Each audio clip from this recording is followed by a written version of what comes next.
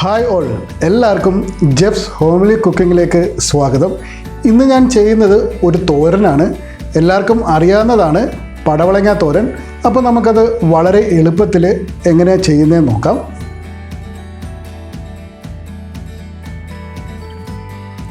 ഞാനിവിടെ എടുത്തേക്കുന്നത് ഒരു വലിയ പടവലങ്ങയുടെ ഒരു ഭാഗം കട്ട് ചെയ്താണ് എടുത്തേക്കുന്നത്. ഈ കട്ട് ചെയ്ത ഭാഗം തന്നെ ഏകദേശം 250 ഗ്രാം ഉണ്ട്. നമുക്ക് ആദ്യം ഇതിൻ്റെ പുറം ഭാഗം ഒന്ന് നല്ലപോലെ ചിരണ്ടി എടുക്കാം. ഞാനിവിടെ ഒരു കത്തി വെച്ച് തന്നെയാണ് ചിരണ്ടി എടുക്കുന്നത്. ഞാനിപ്പോൾ ഇവിടെ ഇതിൻ്റെ പുറന്തോട് അത്യാവശ്യം നല്ല രീതിയിൽ ചിരണ്ടി കളഞ്ഞിട്ട് നല്ലപോലെ കഴുകി എടുത്തിട്ടുണ്ട്.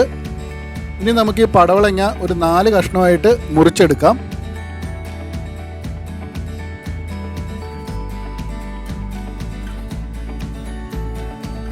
ഇതുപോലെ ഒന്ന് മുറിച്ചതിന് ശേഷം ഒരു സ്പൂൺ വെച്ച് ഇതുപോലെ നടക്കുന്ന കുരുവിൻ്റെ ഭാഗമൊക്കെ ഒന്ന് വലിച്ചെടുത്ത് കളയുന്നുണ്ട്.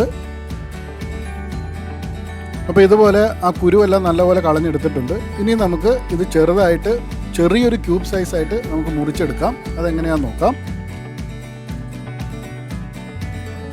ഇതുപോലെ നമുക്ക് നീളത്തിൽ വരഞ്ഞെടുത്തതിന് ശേഷം ചെറിയ ക്യൂബായിട്ട് കട്ട് ചെയ്ത് മാറ്റാവുന്നതാണ്.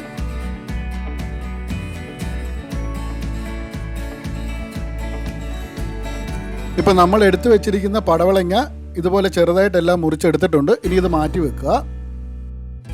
ഇനി അടുത്തതായിട്ട് ഒരു പാൻ ചൂടാക്കാൻ വെക്കുന്നുണ്ട്. പാൻ ചൂടായതിന് ശേഷം ഇതിലേക്ക് 1.5 ടീസ്പൂൺ വെളിച്ചെണ്ണ ചേർക്കുക. നമ്മളിവിടെ ചെയ്യുന്നതെല്ലാം മീഡിയം ഫ്ലെയിമിൽ തന്നെയാണ്. വെളിച്ചെണ്ണ ചൂടായി വന്നതിന് ശേഷം ഇതിലേക്ക് 1/4 ടീസ്പൂൺ കടുക് ചേർക്കുക.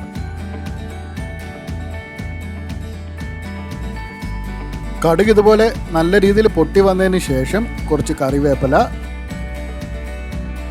ഒരു മീഡിയം സൈസ് സവാളയുടെ പകുതി ചെറുതായിട്ട് മുറിച്ചത്, ഒരു ചെറിയ പച്ചമുളകും ഇതുപോലെ ചെറുതായിട്ട് മുറിച്ചിട്ടതിന് ശേഷം സവാള ഒന്ന് വാടി വരുന്നതുവരെ ഒന്ന് വഴറ്റിയെടുക്കണം. സവാള അധികം മൂത്ത് പോകേണ്ട ആവശ്യമില്ല. ചെറുതായിട്ടൊന്ന് വാടി വരുന്നത് വരെ ഒന്ന് വഴറ്റിയാൽ മതിയാവും. നേരത്തെ പറഞ്ഞതുപോലെ നമ്മളിവിടെ എല്ലാം മീഡിയം ഫ്ലെയിമിൽ തന്നെയാണ് ചെയ്യേണ്ടത്. സവാള ഇപ്പോൾ ചെറുതായിട്ട് വാടി വന്നിട്ടുണ്ട്. ഈ സമയത്ത് ഇതിലേക്ക് 1/4 ടീസ്പൂൺ മഞ്ഞൾപ്പൊടിയും കൂടെ ചേർത്ത് ഒന്നും കൂടെ ഒന്ന് വഴറ്റിയെടുക്കുക. എല്ലാം കൂടെ ഏകദേശം ഒരു 2 മിനിറ്റ് മീഡിയം ഫ്ലെയിമിൽ വഴറ്റിയെടുത്താൽ മതിയാവും. ഇനി ഇതിലേക്ക് ഞാൻ 1/4 ടീസ്പൂൺ കാശ്മീരി മുളക് പൊടിയും കൂടെ ചേർക്കുന്നുണ്ട്. മുളക് പൊടി ഇവിടെ അത്യാവശ്യമുള്ള കാര്യമല്ല, ആവശ്യമുണ്ടെങ്കിൽ ചേർത്താൽ മതി. ഞാനിവിടെ കുറച്ച് കളർ കിട്ടാൻ വേണ്ടിയാണ് മുളക് പൊടി ചേർക്കുന്നത്. 1/2 ടീസ്പൂൺ ഉപ്പും കൂടെ ചേർത്ത് നല്ലപോലെ ഒന്ന് മിക്സ് ചെയ്തെടുക്കുന്നുണ്ട്. ആ മുളക് പൊടിയുടെ ആ ഒരു പച്ചമണം മാറുന്ന വരെ ഒന്ന് മിക്സ് ചെയ്തെടുക്കുക. ഇനി ഇതിലേക്ക് നമ്മൾ നേരത്തെ മുറിച്ച് വെച്ചിരിക്കുന്ന പടവലങ്ങയും കൂടെ ചേർത്ത് എല്ലാം കൂടെ നല്ലപോലെ മിക്സ് ചെയ്യുക.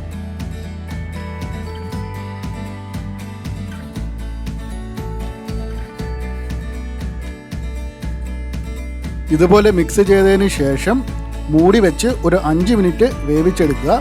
മൂടി വെക്കുമ്പം പടവലങ്ങയിലെ വെള്ളവും അതുപോലെ തന്നെ ആവിയിലെ വെള്ളവും കൂടെ ഇറങ്ങി വന്ന് ആവശ്യത്തിന് പടവലങ്ങ നമുക്ക് വെന്ത് കിട്ടും.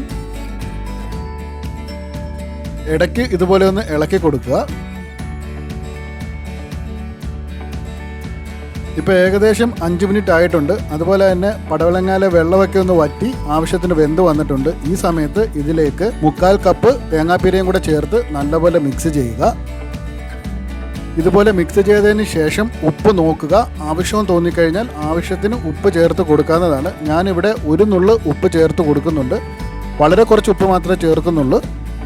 ഇനി മീഡിയം ഫ്ലെയിമിൽ തന്നെ ഒരു 5 മിനിറ്റും കൂടെ ഇതുപോലെ പതുക്കെ മിക്സ് ചെയ്തൊന്ന് വഴറ്റിയെടുക്കുക. ഇതുപോലെ തുറന്ന് വെച്ച് വഴറ്റിയെടുക്കുമ്പം പടവലങ്ങയിലെ ശേഷിക്കുന്ന വെള്ളവും കൂടെ നമുക്ക് നല്ലപോലെ വറ്റിക്കിട്ടും. ഇപ്പോൾ വെള്ളമെല്ലാം വറ്റി നമ്മുടെ പടവലങ്ങ തോരൻ റെഡിയായിട്ടുണ്ട്. സ്റ്റൗവിൽ നിന്ന് മാറ്റി ചൂട് പോയതിന് ശേഷം മാത്രമേ ഇത് മൂടി വെക്കാവുള്ളൂ. ചൂടോടെ മൂടി വെച്ച് കഴിഞ്ഞാൽ ആവി ഇറങ്ങി പടവലങ്ങ വല്ലാതെ ഒന്ന് കുതിർന്നു പോകും. അപ്പോൾ ആ ഒരു ടേസ്റ്റും കറക്റ്റായിട്ട് കിട്ടില്ല. അപ്പോൾ എല്ലാവർക്കും ഈ വീഡിയോ ഇഷ്ടപ്പെട്ടു എന്ന് വിശ്വസിക്കുന്നു. നിങ്ങളുടെ അഭിപ്രായങ്ങളും നിർദ്ദേശങ്ങളും കമൻറ്റ് ബോക്സിൽ ഇടുക. അതുപോലെ തന്നെ വീഡിയോ ഇഷ്ടപ്പെട്ടു കഴിഞ്ഞാൽ ലൈക്ക് ചെയ്യുക, ഷെയർ ചെയ്യുക. ചാനൽ ഇതുവരെയായിട്ടും സബ്സ്ക്രൈബ് ചെയ്തിട്ടില്ലെങ്കിൽ സബ്സ്ക്രൈബ് ചെയ്യുക, സപ്പോർട്ട് ചെയ്യുക. Thank you for watching.